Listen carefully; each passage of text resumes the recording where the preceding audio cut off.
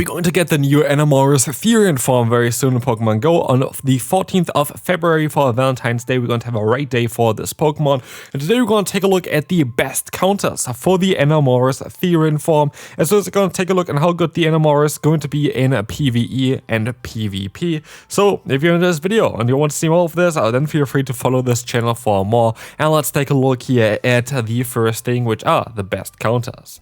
We're going to have a graphics from Galaxy here that is always kind of the best way of getting the best graphics. We're going to see here which Pokemon you kind of want to use. You're going to have Pokemon here like the Zacian and Zamazenta, which are the best kind of steel type Pokemon, which are ideal against this Pokemon here. We're going to have, of course, those other ice-type Pokemon, for example, are very good as well here, as we see with the Kyurem. We're going to have some more steel-type Pokemon. We have as a Shadow Pokemon, the Shadow Metagross, or as a Mega Pokemon, the Mega Metagross.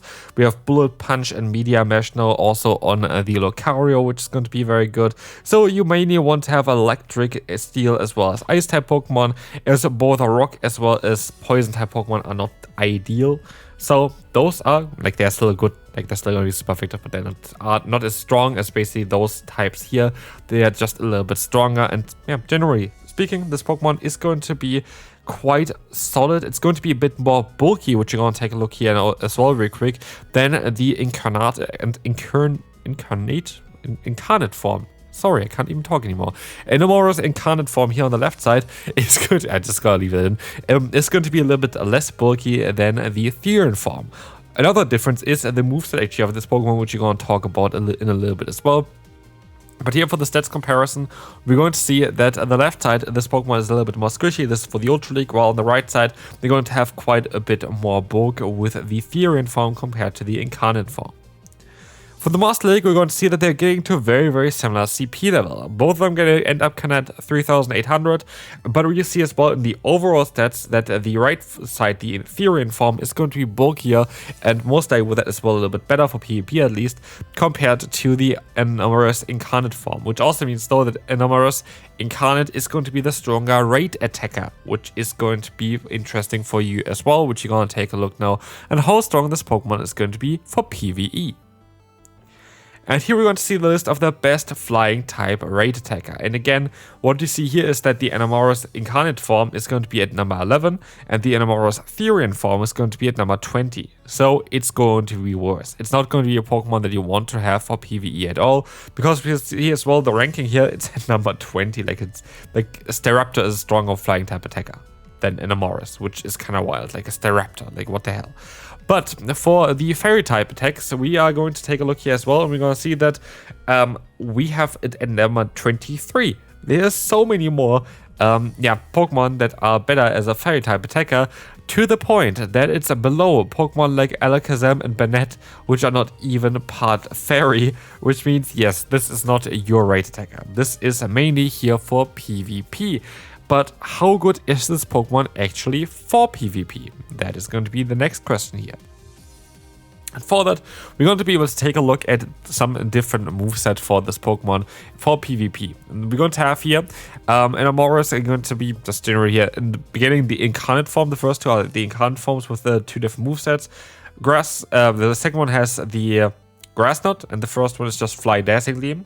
Then we're going to have the last four, the Therian Form, which has got now new introduced. We start off with Fly and Moonblast, that's recommended from PvPoke. Then we're going to have Fly and Mystical Fire, which is also very cool. Mystical Fire is a very strong move, which is going to be also what we're going to talk about now next. Then we have actually Earth Power on Enamorus as well, which gives you coverage against Steel-type Pokemon, which is actually kind of cool, as well as Poison-type Pokemon that you would usually struggle against with the Enamorus. And then the last moveset is going to be Fairy Wind and Mythical Fire, as well as the Moonblast. And what we see here kind of clearly, this is in the one-shot scenario by the way, is that we're going to have here a big beneficial play of the Mystical Fire there. This is going to be the best move to go for on this Pokemon. But I'm not too sure on the rest of the moves that I actually do like. I think the moveset of Mystical Fire plus the Fly quite a bit as well. That makes a lot of sense as well, because you're going to be able to go it for, like, I think like Fly is just better than Moonblast. But Moonblast, for example, is also better than Dazzling Gleam, what the Incarnate Form has. So just generally, the moveset itself is kind of cool. If we take a look at the win-loss record here, it's very like not going to have a lot of play in the Ultra League directly. It's not going to be the best Pokemon here for sure. But it's also not going to be the worst Pokemon. I definitely think it's usable, which is kind of cool already.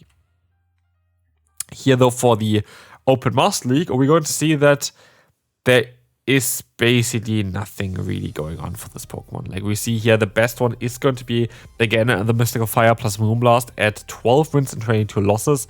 That's pitiful, but actually, which is kind of funny, which you're going to see a little bit later, if you take a look at this Pokemon in the 2-shield scenario, it all of a sudden gains so much more play.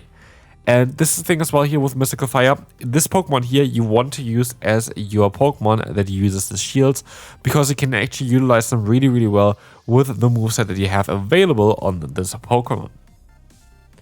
And now we're going to be able to take a look at some 2 teams here now there towards the end. We're going to have the Ultra League team for this one, which is going to be either Gastron or the Dusknoir in the lead, both of which have their own benefits. Gastron really benefits from the flying typing from both of those Pokemon, as we're going to be able to double res the grass typing, which is the only weakness of Gastron, and Gastron is going to be able to beat those electric type Pokemon, which is the one of the weaknesses at least of having a flying type Pokemon here as well. But basically, what we have, just generally, it was Gastron going to be good against like steel types, against poison types. They have a lot of play with that one. And basically, what you have here, though, otherwise, Torricus and Enamorus in the back make a lot of sense, because you're going to have quite a bit of play together with them. They are going to have nice coverage, and the nice coverage also helps on the Dusknoir. Dusknoir mainly being weak to those Dark-type Pokemon. You're going to have 2 Fairy-type Pokemon in the back. Of course, it's going to work out quite well. And if you have Dusknoir in the lead as well, you're going to have 2 different types of Fairy-type coverage moves in as well, which is kind of cool. So if they want to avoid the Fairy-type move and then swap out into your Torricus, you still have the Fairy-type move of Aura Sphere, which is kind of nice. And this team itself actually looks really good on paper, and Enamorus Therian Forme looks not that bad at all. Like, really doesn't look that bad at all. And this is in the 0-1 shield scenario, which is not really ideal for this Pokemon. What you really want to have is, of course, which we talked a little bit about earlier, you really want to have that 2 shields there. But let's take a look here now at the final bit for today. We're going to take a look here at the Master League version of this kind of team. And here's exactly what I kind of mean with you want to run Enamorus basically as a say something that you see 2 shields. Because if you're going to take a look, this is now the 2 shield scenario on the right side. This is not the 0-1s anymore. This is the 2 shield scenario because it just showcases the potential of Enamorus Therian Forme. The one saving grace that this Pokemon has is a really Mystical Fire, which makes it interesting for PvP. It really makes it interesting for PvP. I think it's going to be an interesting Pokemon generally to showcase. Here, this is a very solid team. Of course, it tries to utilize the brokenness of the core of Palkia plus Zacian. That's kind of what they try to achieve here. But, it's a team. At the end of the day, I built this team. But yeah, this is kind of going to be it for the Enamorus Therian Forme. How did you enjoy this video? Do you want to see more of those guides as well? I would definitely do more of them as well. Of course, you appreciate it. But yeah, let me know down below any feedback, anything I should change for the next time, and I will see you then. Bye-bye.